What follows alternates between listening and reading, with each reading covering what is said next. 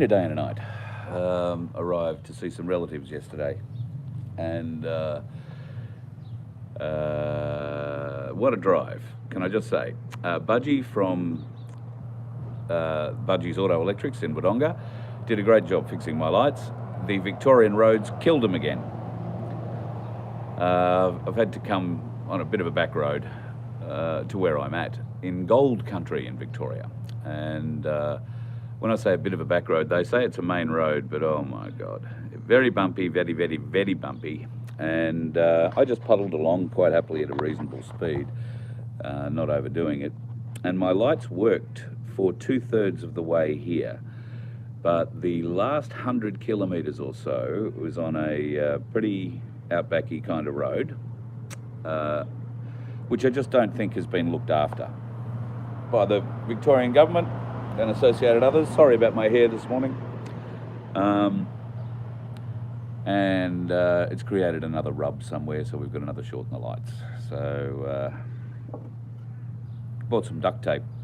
Makes me feel better knowing I've got duct tape. Can't fix the lights with it, but makes me feel better that I've got it. So I've been for a little wander around Denolii this morning, and yes, of course, the Freemason shop is still there. Does have a lot more military memorabilia in the windows today, but there is certainly quite a number of aprons and God knows whatever else he's making there. Historic town, Denolii. If you're not a watcher of Aussie gold hunters and those sorts of shows, you get some of the biggest nuggets. Well, in fact, the Welcome Stranger was pulled out not far from here, which was one of the biggest nuggets ever. There was another one that Bondi came and bought years ago here. There is some old stories about that one, that he might have got ripped off a bit, that it was never a nugget.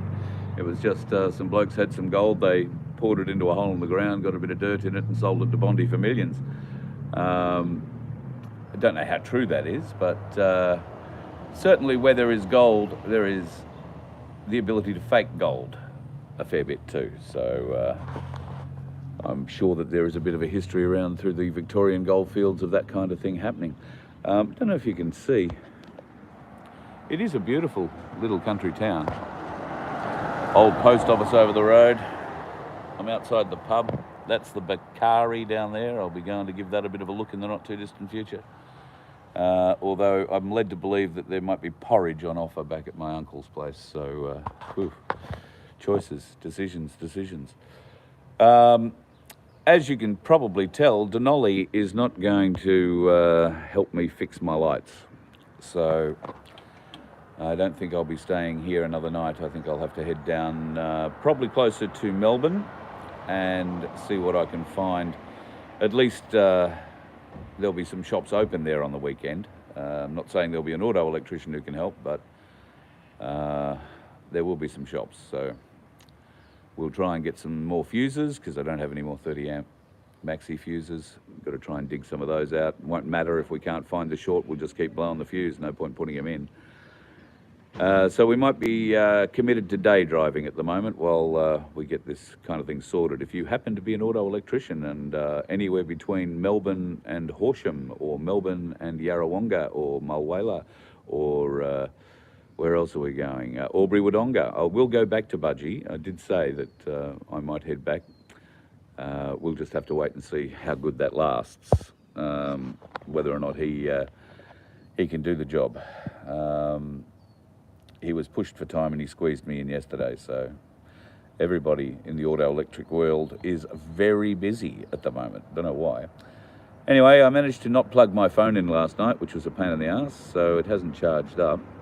I'm going to need to go and plug that in and get on it and try and find a bit of help down Melbourne way, I think, to try and get our lights sorted. So I have a particular reason that I need the lights working. I need to drive at night for a certain period in this trip, and it's not the kind of area where I need to drive that you want to drive without good light. Lots of very large kangaroos, so I guess the light just means you see them before you hit them. Haven't hit any yet, touch wood. So yeah, fingers crossed all that'll go well. today will be a bit of a journey. I think we'll head down to Melbourne, and I'll catch up with some great friends down there. One of whom, Michael, I'm talking about you, is semi-mechanical like me. He's probably more mechanical than me, I'll be honest. But we'll go and have a bit of a look, see what we can find. I'm going to have a bit of a look now, actually. I'll pull the lights out and see what I can find. Who knows, I might get lucky and be able to find the short. It'll work out very well. Thanks, Sab. Yeah, the skippies, my God, they are thick on the ground around here. I was desperate to get into here yesterday, well before skippy time. I have a head count around Denolii. I've got 2 roos around here, one coming in, one going out. That was last time I was here. I was coming in pretty much at dusk last time, and I was leaving. When did I leave? Oh, well after dawn. So yeah, this must have just been a latecomer who stuck his head out where he shouldn't have, poor fella. But I'm not looking to increase that total. Fingers crossed, won't have to do that. But I'll let you know a little later on this afternoon how we're going. I think I'll spend a couple of hours here with my uncle and see whether or not I can't find this short. And then I'll head to Melbourne, where we're at least going to have half a chance of finding. Even if I find the short, I can't get the lights working because I need a 30 amp maxi fuse. So going to have to go to Melbourne to find those. Pretty confident. Might get lucky in Bendigo, but it'd be going backwards to go forwards, so I won't do that. I doubt Maryborough will have anything open today. It's a bit like a country town as well. I've given Bruce and Peter a call in Maryborough from my place, Maryborough. I'd love to call in and see them, but Brucey might be in Western Australia at the moment. I've got a sneaking suspicion. He goes over there occasionally and does strange things in the desert. So he might be over doing a bit of hunting there. I will try him again today, and with a bit of luck I'll be able to call past and say hi. Lovely folks there in my place, Maryborough, kicking along nicely. Black Sheep, mate, I'm just about ready to put you on a plane and fly you over here. You can become the full-time mechanic. Look, I was talking to somebody last night, and they were saying, oh, you've got to be very disappointed, and yeah. Oh, look, I'm not. This vehicle is 24 years old. We expected there would be some issues. I've got to admit, I didn't expect this sort of an issue. But then we expected issues. And as I said to the fellow last night who was saying, oh, you've got to be unhappy with all that. No, I'm not unhappy. It's an adventure. And it's a bit different to the normal shit that I have to deal with in what I do all day, every day. So it's a different set of problems, a different set of skills, and I've got to try and apply myself, and I quite enjoy that. That doesn't mean I'm not going to wreck it while I apply myself to it. I'm going to try very hard not to. But best laid plans and all that, you know how that goes. But yeah, look, mate, if it all gets too bad, I'll see if we can't con someone to put you on a plane and we'll fly you over here so you can rewire the whole bus, you and I. We'll just lie underneath it for a week. Wouldn't that be fun? There must be a way around this. I just got to try and find where the lights, well, I know where one end goes. I've got to find out where the other end goes. And if that is accessible, then I should, in theory, be able to run another wire, not necessarily inside the chassis of the truck, which makes it very difficult to get at and check, to the lights, and I should be sorted. I should be sorted. But as with any old wiring, I think if you're going to have one problem, you're probably likely to have a few more eventually. And I was lying in bed this morning, just about to get up, and all of a sudden the heater in the bus comes on, which is novel because I haven't got the gas hooked up to it at the moment, so it's just blowing cold air into the bus. And I'm thinking, why would you come on and do that? And it ran for about 15 minutes and then turned itself off. So that indicates a thermostat kind of issue, I'm thinking, because it turned on and turned off. It would only trigger because of a certain temperature reached. And I've got everything set to 0 sort of thing on the thermostats at the moment because I'm not using it. I do have gas on board. I've just not plugged it up, wired it up, plumbed it up so that I can use it, which is a bit stupid because I am in Victoria and here I am wearing 4 layers of clothes and a hoodie. It probably wouldn't be bad to put the heater on, but it does tend to chew the gas a bit, so I'm trying to just use it sparingly, and I'm using it very sparingly at the moment, not even attaching it and the thing still works. So I'm not sure if that's a lighting issue or a thermostat, a wiring issue or a thermostat issue, but no biggie, one way or the other, we'll get that one sorted.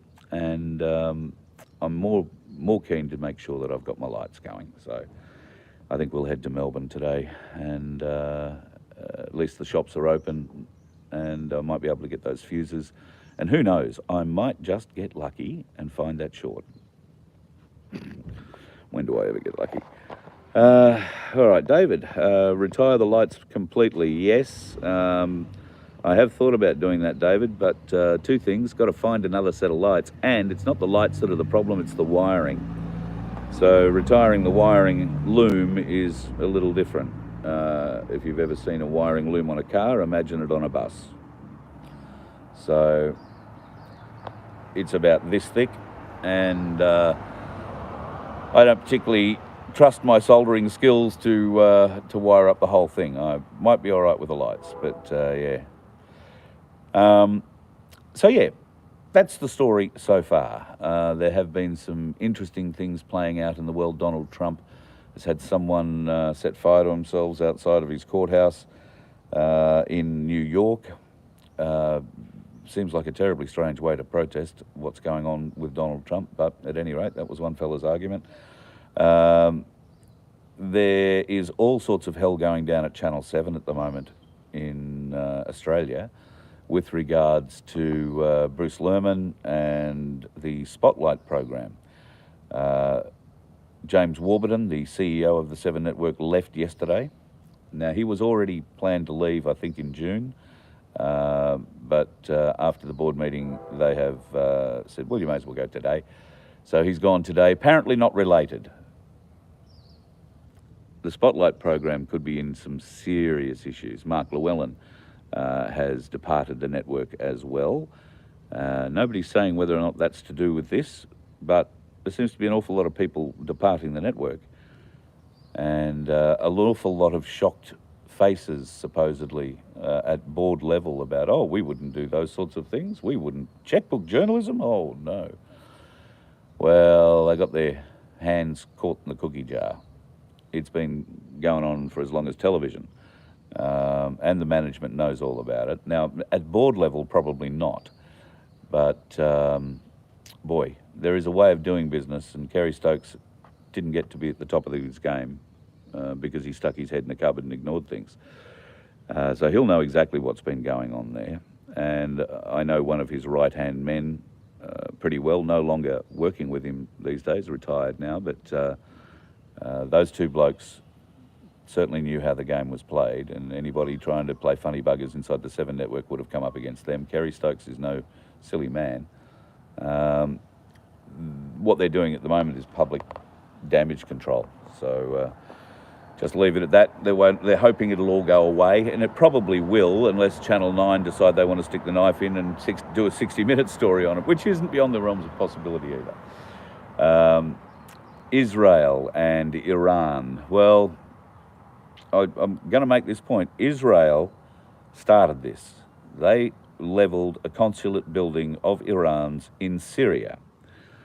Iran sent back 100 missiles or 100 drones or whatever, and all of them were shot down. Most of them that didn't, or in fact, not all of them, some of them landed in the desert. So they weren't even targeted. It was a tit-for-tat, oh, look, you hit us, we're going to try and hit you back kind of thing. And now the Israelis appear to have done the same thing. Fired some missiles into the desert and a small little town that doesn't seem to have had too much damage attached to it. This is saber-rattling. This is saber-rattling bullshit. You don't think the Israelis, or for that matter, the Iranians, could destroy each other in a heartbeat? Absolutely. So why the saber-rattling? I guess we're going to find out in the coming days. Anyway, folks, I'm going to shoot off, go to that bakery up there, and see what I can find for breakfast. You guys have a good day. I will be on a little later on to give you a bit of an update on what's going on with the bus. Alana, what's going on? Ministry of Truth. Oh, yeah.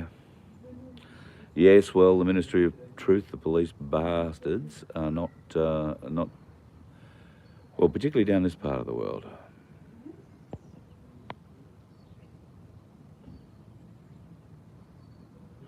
Black Sheep, I'm just reading your suggestion. It's not the driving lights that are the problem, mate, it's the main lights. So the main lights are on a separate circuit to the driving lights, and that's what the 30 amp switch is.